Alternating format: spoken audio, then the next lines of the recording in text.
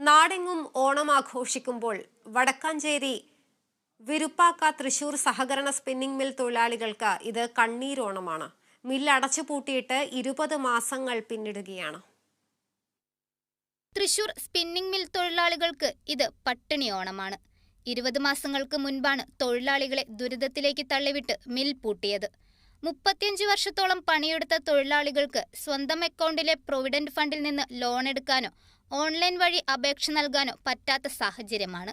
വിരമിച്ച ജീവനക്കാർക്ക് ഗ്രാറ്റുവിറ്റി ഇനത്തിൽ 2000 രൂപ നൽകാനുള്ള നടപടിക്രമങ്ങൾ ആരംഭിച്ചതായും അതിനായി 18-ന് മുൻപ് അപേക്ഷകൾ അയക്കണമെന്നും കമ്പനി നിർദ്ദേശം നൽകിയിട്ടുണ്ട്. കമ്പനിയുടെ നടത്തിപ്പിനായി സർക്കാർ പാസാക്കിയ 4 കോടിയോളം രൂപ ഇതുവരെയായിട്ടും അനുവദിച്ചിട്ടില്ല. കൂടാതെ കേന്ദ്ര സർക്കാരിന്റെ NCDC ലോണിനത്തിൽ മില്ലിന് ലഭിച്ച 30 കോടി രൂപയിൽ ധനവിനിയോഗത്തിന്റെ അപാകതയിൽ പല ജോലികളും പൂർത്തീകരിക്കാത്ത നിലയിലാണ്. കോടികളുടെ മിഷൻ പാർട്സുകളാണ് ഗോഡൌണിൽ പാക്കിംഗ് പൊട്ടിക്കാതെ തുരുമ്പെടുത്ത് നശിക്കുന്നത്.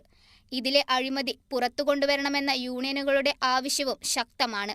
മാനേജ്മെന്റിന്റെ അനാസ്ഥയാണ് കമ്പനിയുടെ അവസ്ഥയ്ക്ക് കാരണമെന്നും തൊഴിലാളികൾ പറയുന്നു.